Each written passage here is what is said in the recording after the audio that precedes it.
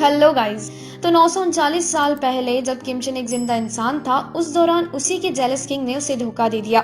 और जब किमचिन को ऑनर मिलने के बजाय मौत की सजा सुनाई गई, तब भगवान ने उसे मरने के बाद गॉब्लिन बना दिया। अब भगवान ने ऐसा क्यों किया, इसके दो रीजन थे। एक तो उसने अपनी जिंदगी में बहुत खून खराबा किया था, और दूसरी बात कि वो दिल का बहुत अच्छा इंसान था।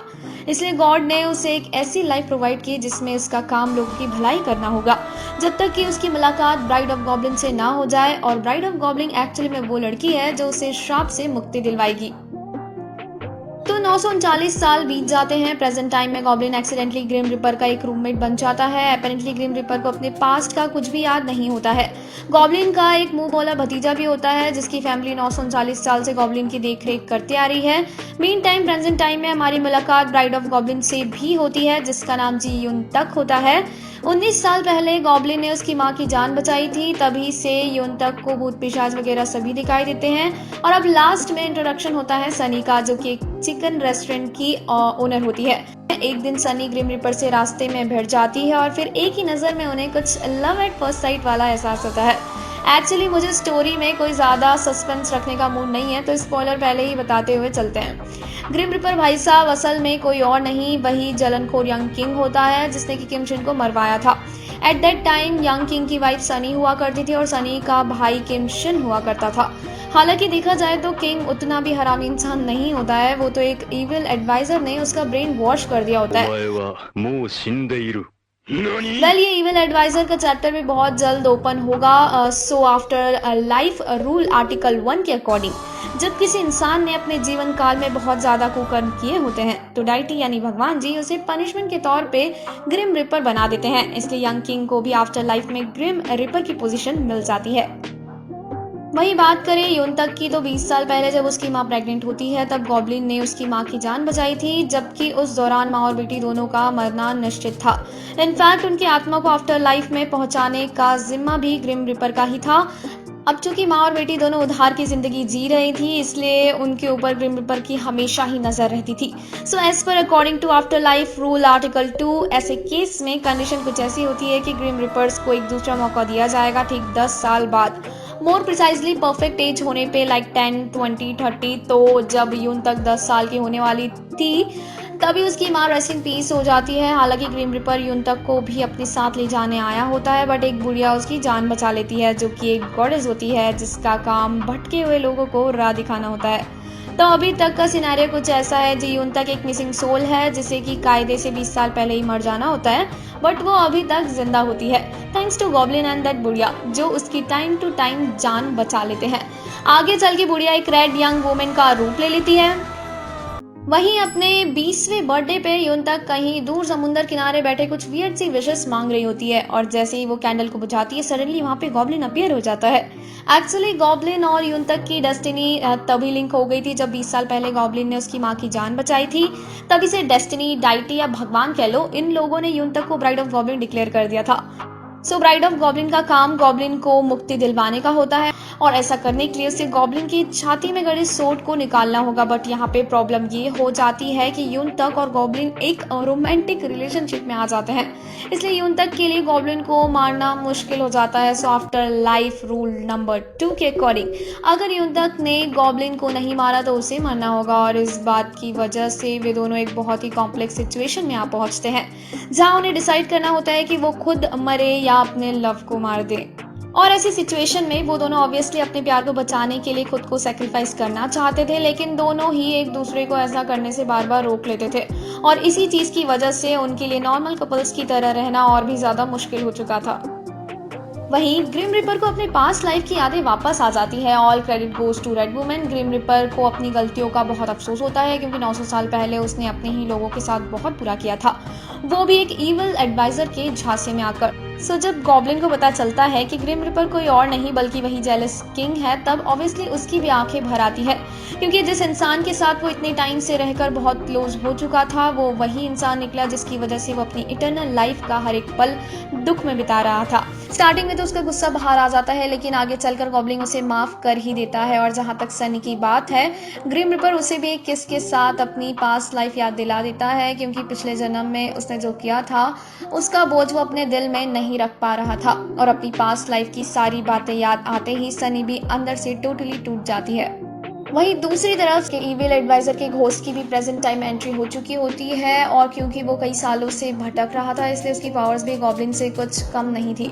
शुरुआत में उस इविल एडवाइजर की आत्मा जियोन तक को कई बार पीछा करती है, इवन उसे ग्रिम रिपर के सच के बारे में कई हिंट्स भी देती है और आखिर में एक रूफ टॉप पर उसे मारने की कोशिश करती है। बट लकीली गॉब्लिन वहां पहुंच जाता है। लेकिन गाइस, उस इविल एडवाइजर का प्लान कुछ और ही था। क्योंकि वो एक घोस्ट है तो वो किसी की भी बॉडी के अंदर जा सकता है और इसी बात का फायदा उठाते हुए वो जियोन तक की बॉडी में घुस जाता है ताकि वो गॉब्लिन की छाती पर से सोड बाहर निकाल सके। और यून तक क्योंकि ऐसा बिल्कुल नहीं करना चाहती थी इसलिए वो गॉब्लिन को उसकी जान लेने के लिए बोलती है और उसके पास कुल मिलाकर यही ऑप्शन बचता है कि यून तक या गॉब्लिन में से किसी ना किसी को तो ऊपर जाना ही होगा। और उसी वक्त वहां ग्रिम रिपर आ पहुंचता है और अब क्योंकि ग्रिम रिपर का काम मरने के बाद लोगों की आत्मा को आफ्टर लाइफ में भेजना होता है और इसी बात का प्रॉफिट लेते हुए ग्रिम रिपर उस इविल एडवाइजर को यून तक की बॉडी से बाहर निकालता है। एक्चुअली वो सॉर्ड गॉब्लिन के चेस्ट पर था वो इकलौता ऐसा हथियार होता है जिससे उस इविल एडवाइजर को हमेशा के लिए मार दिया जा सकता था और इसीलिए सेम टाइम में गॉब्लिन फोर्सफुली यून तक के ही हाथों से सोर्ड को अपनी छाती पर से निकालकर उस इविल एडवाइजर को मार देता है और साथ ही उसे भी इस दुनिया से जाना पड़ता है। यून तक इस सदमे को बर्दाश्त नहीं कर पाती है और गॉब्लिन को पकड़कर रोने लगती है और जब धीरे धीरे सारी यादें खत्म होने लगती है तब वो गॉब्लिन से रिलेटेड क्लूज लिखने लग जाती है, जैसे उसका नाम, कुछ बातें जो उसे हमेशा याद रखनी है और वो अपनी प्रॉमिस कभी नहीं तोड़ेगी वगैरह वगैरह, ताकि वो ये बातें कभी ना भूल सके। तो यहाँ पर उन दोनों का सेपरेशन हो जाता है। अब नेक्स्ट सीन में हम और 10 साल आगे पहुंच जाते हैं। जी उन तक अपने ड्रीम करियर को हासिल कर चुकी होती है और एक रेडियो स्टेशन में प्रोड्यूसर होती है। उसके साथ कुछ अजीब हो रहा होता है। हर बार बारिश होने पर यूं तक सडनली रोने लगती है जिसका रीजन उसे कभी समझ नहीं आता था। साथ ही वो कई बार अपने आप से पूछती रहती थी कि वो आखिर क्या भूल रही है।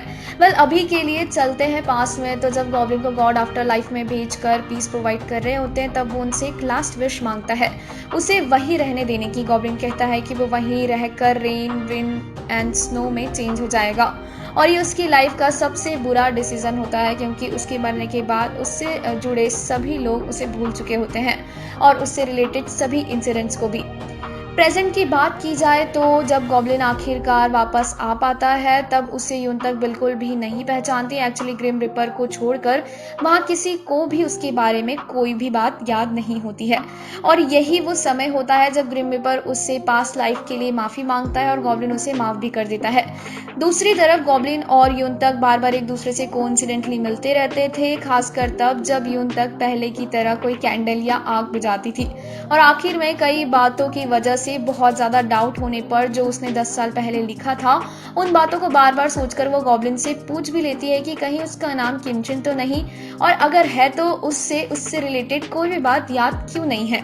आखिर 10 साल पहले क्या हुआ था, लेकिन पता नहीं किस खुशी में गॉब्लिन उसे सच नहीं बताता क्योंकि कई बार गलती से गॉब्लिन ये शो कर लेता है कि उसे यून तक के बारे में दरअसल सब कुछ पता है। उसका डाउट धीरे धीरे क्लियर होने लगता है जब उसे कनाडा, जहां पर वो दोनों गॉब्लिन की टेलीपोर्टिंग पावर्स की हेल्प से गए थे, वहां से अपने ही 10 साल पहले लिखा हुआ लेटर मिलता है। साथ ही वो वहां जाकर गॉब्लिन से फिर टकरा जाती है और इस बार उसके नेकलेस को देखकर उसे एक औरत बताती है कि ये उसी ने स्पेशली डिजाइन किया है और ये सेम डिजाइन किसी और ने बनाया हो ही नहीं सकता और ऑब्वियसली उसे डिजाइन करवाने वाला और कोई नहीं, हमारा गॉब्लिन ही होता है क्योंकि उसके पास एक और पावर थी जिससे वो किसी के भी फ्यूचर की एक झलक देख सकता था और पास्ट में उसने यून तक को कनाडा के सेम रेस्टोरेंट में एक लड़के के साथ देखा था जो कि अपेरेंटली वही होता है, लेकिन उसका चेहरा उसे नजर नहीं आया था और बिकॉज ऑफ जेलसी वो यून तक के लिए वैसे ही एक नेकलेस लेता है जैसे उसने उसे फ्यूचर की उस एक झलक में पहनकर देखा था।